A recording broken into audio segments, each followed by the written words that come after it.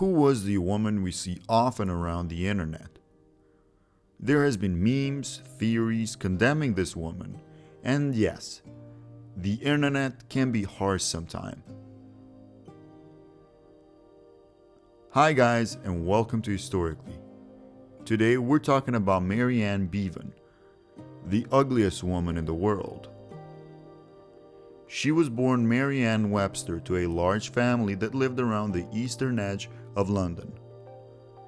She was born on December 20th, 1874. Growing up, she had a normal childhood, nothing out of the ordinary. She was just like everyone else.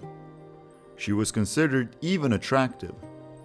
In 1894, she was qualified as a nurse and then married a farmer from the county of Kent, Thomas Bevan, in 1903. Her life was going good. They had 2 sons and 2 daughters. But sometimes things don't flow according to plan. And I think what the biggest tragic to Mary was her husband passing away in 1914. She was left alone to deal with 4 children and little to no money. And then another tragedy hit. In 1906, when Mary turned 32, the first signs of acromegaly appeared. First as headaches, horrible ones, and sleep problems. But before we proceed further, let's understand what acromegaly is. It's a rare pituitary condition which causes hormone growth in the pituitary glands. This happened in the 20th century, and the medicine was not developed as it is today. Because nowadays, there is ways to treat it if the condition is found in the early stages. The procedure is quite risky. But Mary at the time didn't have any choice but to live with her condition. Her hands and feet grew out of proportion. Her forehead and jaw toned out too much, and her nose became large. She was all alone, with no one to support her financially, and her condition didn't help her get new jobs. It was rather hard for her to provide for the family. She was permanently disfigured. Someone that worked with Mary, that knew her for a bit, recalls that it was a farmer she worked for that suggested her that all is left is to join the ugly woman competition. One could only imagine what those words would do to you.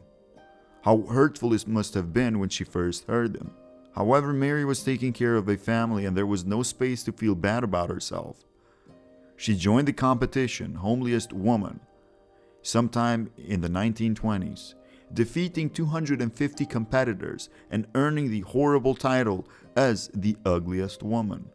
With this title, she gained fame, having sideshow owners trying to hire her. And the doctors had already consulted to her that the condition will only get worse. For the sake of her children, she kept on doing the horrible work. She got hired in a traveling fair and started to be shown at fairgrounds throughout England. When in 1923 she saw an advert on a newspaper that was calling out for an ugly woman. It assured the applicants that there is a good pay and all was needed was a photograph. It was Barnum and Bailey's circus. They were seeking such a person. She was hired in an instant and they found Mary's face just the right amount of ugliness and pleasantness. Mary even had postcards like these that would sell each for $12, a lot of money in that era. She had casting pictures taken from agents, and those pictures would land her another gig. In the Coney Island's Dreamland amusement park, at the time it was one of the biggest locations in the world for sideshow performers. It was an attraction which was in function because of Senator William H. Reynolds and the big promoter Samuel Gumpertz, who later went on to work with Houdini. Mary's acts were alongside notable circus people like Lionel the Lion-Faced Man, Zip the Pinhead, and the Tattooed Lady.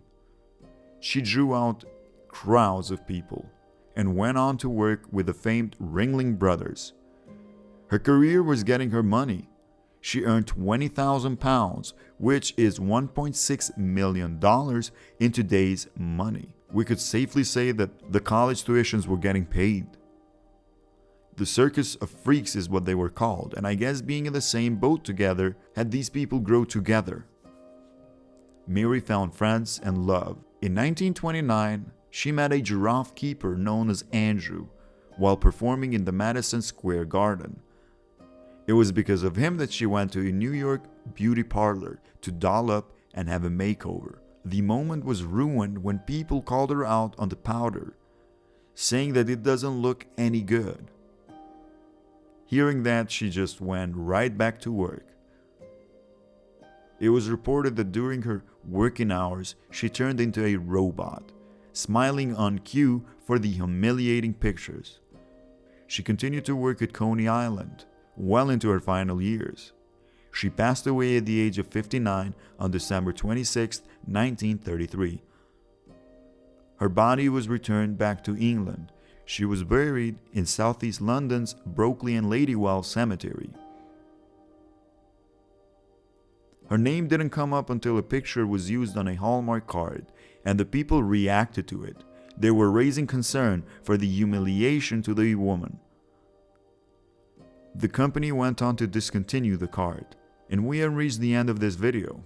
I want you guys to know that we should take in consideration before we go on to judge people, as what Mary did was a noble thing that nobody can come close to. We salute her and remember her.